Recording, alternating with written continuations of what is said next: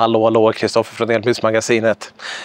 Den har sålts i 3,5 miljoner exemplar sedan den började tillverkas för 5 år sedan. Den har blivit Sveriges mest sålda bil 2023 och 2024.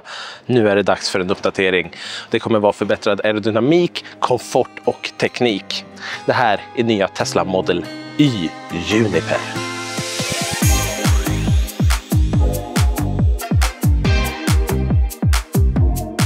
Tesla Model Y kom till Sverige 2021, men redan 2020 så började den säljas i USA.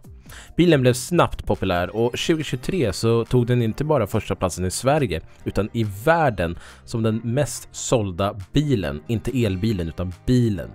2024 är inte helt ihopräknat än, men det ser ut att kunna ta första platsen även det året. Nu har man gjort en facelift där bilen fortfarande är en traditionell Model Y men uppdaterad nästan överallt. Tesla själva säger att 70% av bilen är uppdaterad med nya komponenter eller nya delar. En del av det är antalet delar i chassistrukturen där man förbättrat sin gigacasting-teknik och fått ner 70 delar till endast en del som ett exempel. Men det betyder inte att bilen är hopplös att reparera. Jag återkommer om det senare i videon. Men slutpratat nu, låt oss ta en närmare titt på bilen. Jag tycker att vi börjar här i fronten, för vi ser att det är omdesignat här. Vi har ljuslisten från Cybertruck, från Cybercab. Nu tar man den även till Tesla Model Y. Och då ser vi att här uppe kan vi inte längre ha hel- och halvljus. Så det har vi flyttat ner ett steg, precis som många andra biltillverkare gör just nu. Men ser ni att nosen också är lägre jämfört med den gamla Model Y? Det gör att den blir mer aerodynamisk och man har även designat om hela den nederdelen här för att också få förbättrad aerodynamik och luftflödet. Jag tycker att det blev riktigt bra. Den ser mycket snyggare ut i verkligheten än vad den gör på bild. En annan nyhet är här nere där vi har en kamera som ska hjälpa till med självkörning när det väl blir möjligt. Men fram tills dess så har vi ju fortfarande nyttan av en främre kamera, bland annat med Tesla Vision, och de har ju inga sensorer och sådana saker. Det här gör ju att bilen faktiskt ser något. Den har spolarmunstycke här och även värme så att den ska klara olika typer av väder. Det tycker vi om. Och tar vi en titt på sidan av bilen så ser vi att det är en Tesla Model Y. Det här känner man ju verkligen igen. Men det är faktiskt så att den har vuxit med 4 cm, även om man kanske inte ser det med ögat. Återkommer det till bland annat vad. Det vi kan se här däremot är de nya 19-tumsfälgarna som är de effektivaste som Tesla någonsin har gjort, säger de. Inte så lätt att kontrollera det för mig här och nu, men de säger det. Och 19-tummarna som kommer här, det är de som är standard när man ska köpa den här bilen. Blir det intressant när vi ska prata VLTP sen, men innan dess måste vi ju gå bak, för där har det hänt en del, kan vi säga. För vi måste ju bara börja med att prata om den här ljuslisten som sitter uppe här, så man inte ser den, och sen lyser den ner istället, vilket gör att det blir en otroligt snygg effekt. Och eftersom man har skrivit ut Tesla här nu och tagit bort sin symbol så blir den ständigt upplyst. Jag tycker att det här är riktigt snyggt faktiskt. Sen är man väldigt stolt över sin ljuslist som går hela vägen här. En av de bredaste på marknaden, säger man, 1,6 meter eftersom den går över hela bilen. Så. Men det finns ju mer saker här bak och då behöver jag flytta er. Och här ser ni ju nu att det är en ganska stor skillnad, framförallt på diffusen här nere som har både blivit längre och bredare, så att den verkligen ska ta emot och skydda bilen ifall man backar på någonting. Så skulle du backa på en stolpe nu, så tidigare då var det lacken som var körd. Nu är det en plastbit som tar emot istället, vilket ju är rätt smart får man väl ändå säga. Även spoilern här uppe har man byggt ut något, och det är dessutom sin egen del. Jag vet inte om ni ser det på kameran, men den slutar här. Och backar du på någonting så ska det nu vara enklare att reparera. Och det gäller flera saker här bak. Bland annat hörnet här är också sin egna del. Tidigare så var allting liksom en stor del samma, och sen var det mycket här nere också. Men nu har man delat in det, och ja, det är en del gliper här, men det här är en förproduktionsbil så jag vill inte säga allt för mycket om det. Man säger att man har förbättrat sådana saker i nya Model Y Juniper. Jag tycker att vi tar och öppnar här, för det har hänt lite på insidan också. En av de sakerna som är nytt är den här. Ja, men den har vi ju funnits förut på tidigare Model Y, absolut. Men nu är den delad i 4 så att du kan gömma den på ett enklare sätt, vilket ju är himla smidigt. Och om du inte vill ha den här eller behöver den, då lyfter du bara på golvet här. Du har fortfarande den här enorma baljan. Men nu finns det även plats att lägga den här. Så att du kan bara stänga ner och så är den ur vägen, den är borta. Sådana lösningar gillar vi. I övrigt så är det väldigt mycket samma här. Förutom med materialvalen som är väldigt skillnad om man jämför med den gamla som jag precis har gjort. Det är mjuka textilmaterial klätt i hela bagaget, vilket ska hjälpa till med förbättrad ljudnivå inne i kupén, men också skydda det bagage som du faktiskt har här så att det inte ligger och slår mot plast, utan det är någonting mjukt som tar tag i det istället. En smart lösning ändå. Och behöver man fälla ryggstöden här så gör man det med hjälp av knappar här nu. De är elektriska. Och inte bara ner, de är elektriska upp också. Så att du kan stå här och fälla sätet precis som många dyrare bilar, om man ska vara helt ärlig. Dragkroken är såklart kvar och dragvikten ligger på 1600 kilo, precis som tidigare. Tar vi en titt på specifikationerna så kan vi börja med laddningen eftersom jag står vid ladduttaget här. 11 kW AC-laddning, 250 kW DC-laddning, ingenting konstigt.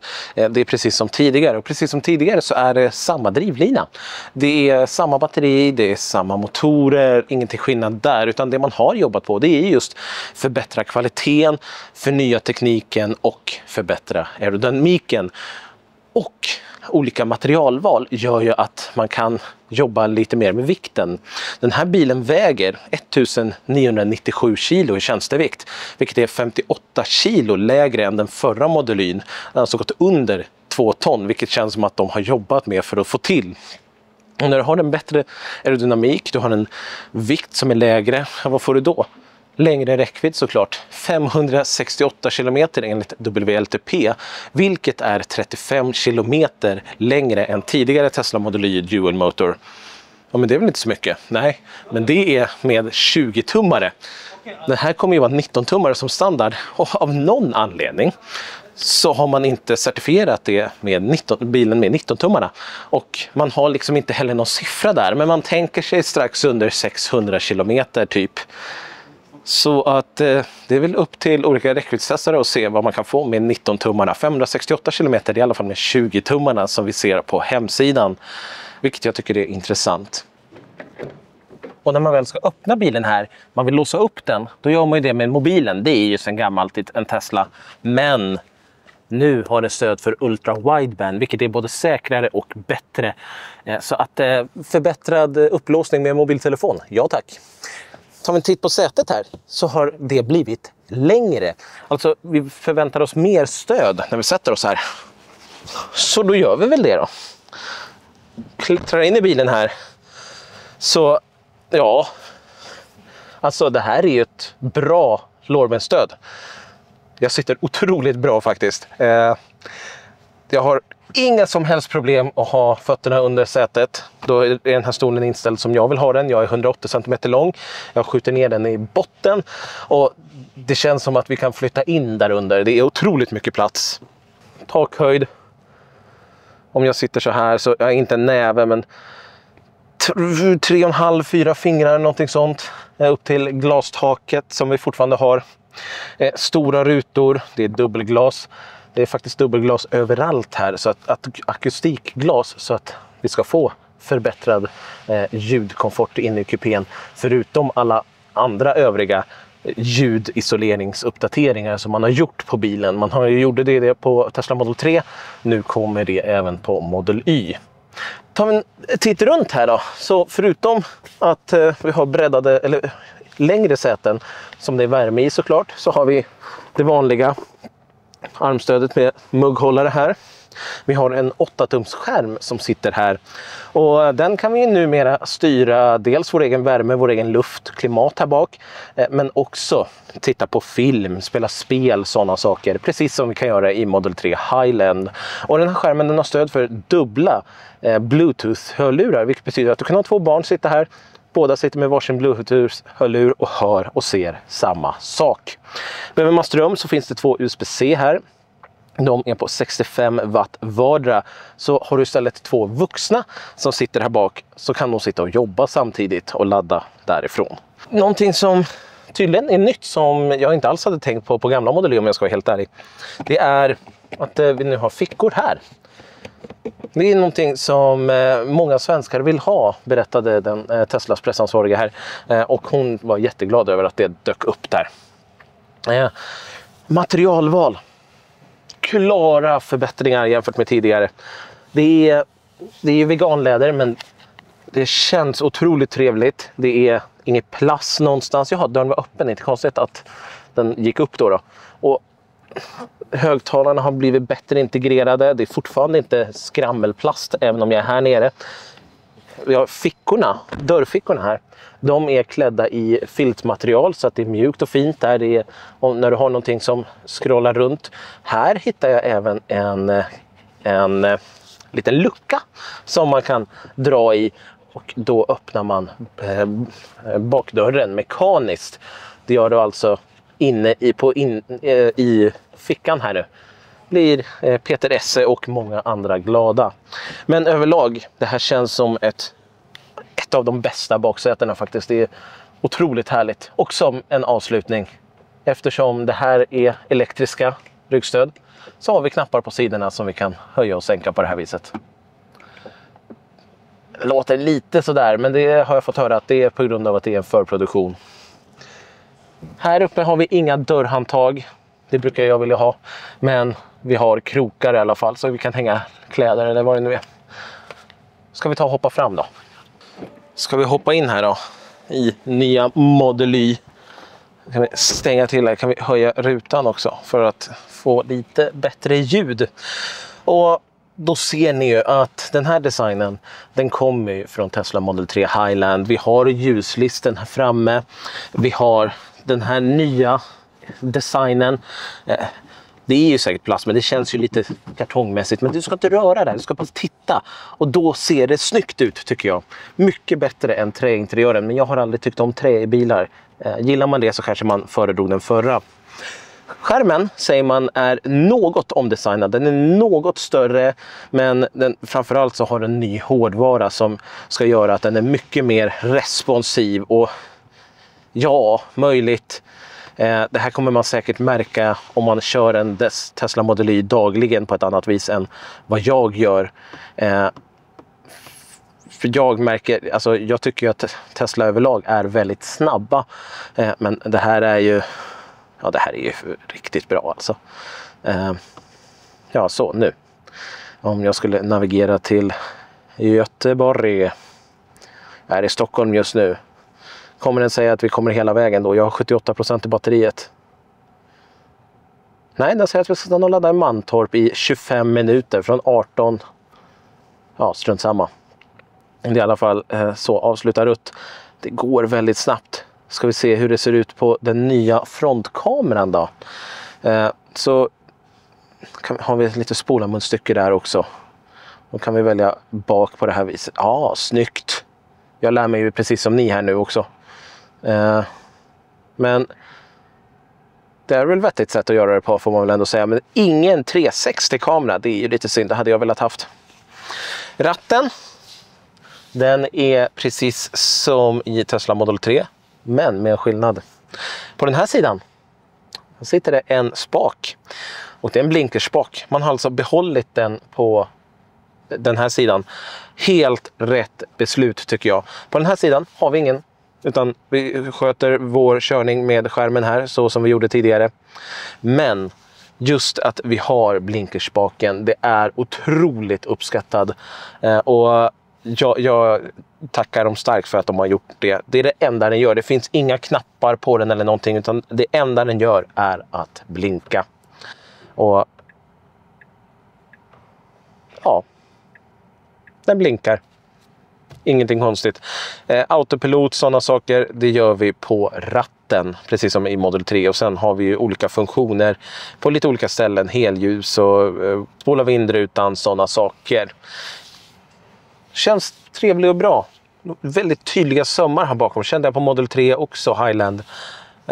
Jag hoppas att den här är att man får en känsla av hur rolig Model 3 Highland är att köra i den här.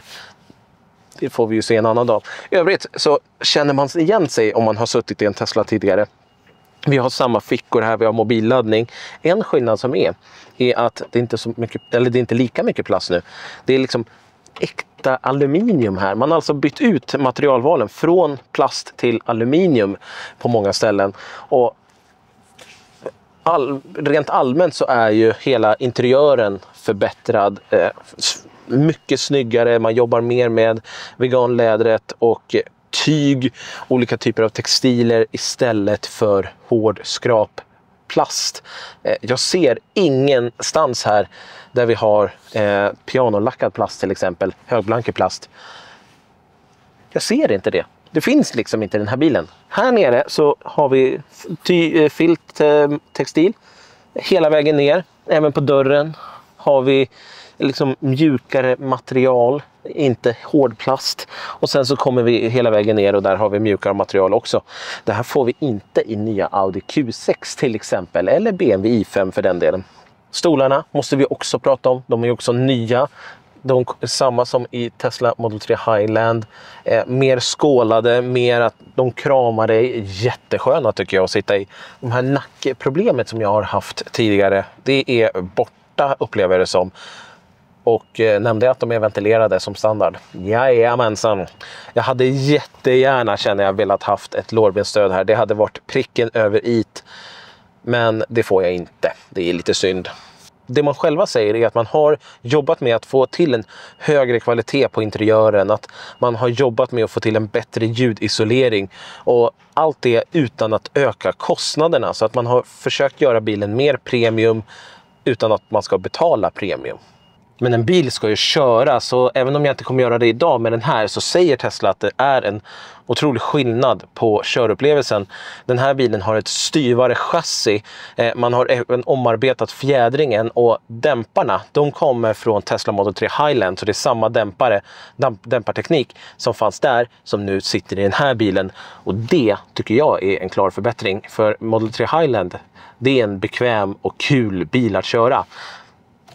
Jag vill bara lägga i drive här och köra iväg. De har sagt att jag inte får av uppenbarliga skäl. Och om man vill ha den här då kan man ju faktiskt gå in och beställa den just nu. Just nu så finns den bara i kvicksilver som vi har här och svart, även med svart inredning. Andra alternativ ska komma senare. Den finns också enbart som dual motor just nu. Och även där andra alternativ ska komma senare, men det här börjar man med. Det här är en så kallad launch edition. Vad som kommer hända sen när man tar bort launch edition och går över till vanliga dual motor, det vet inte jag, för det sa man liksom inte. Något annat man inte sa till mig, det är priset. Jag vet inte vad den här kostar, men det är 2 dagar kvar innan den ska gå upp på webbsidan. Jag spelar in det här på onsdagen. Så att jag tycker att hela uppgraderingen här är otroligt bra. Det känns som man har lyckats väldigt bra med just inredningen, och det var någonting som jag störde mig mycket på tidigare. Jag tycker utseendet har blivit otroligt mycket bättre också, speciellt när man ser den på riktigt. Den gör sig inte lika bra på bilder, tyvärr. Men som alltid så kommer det ju ner till priset. Men landar den här runt 660 000, 630 000 kostar väl nuvarande Model Y. Men ligger den runt 650 000 där, då kommer de få titeln Sveriges mest sålda bil 2025 också. Det är jag helt 100% säker på. För herregud vilken bra uppdatering det här är. Med det sagt tycker jag att ni ska berätta vad ni tycker om den här nya uppdateringen. Så får ni ha det så fint, så hörs och ses vi i en annan video. Hej på er!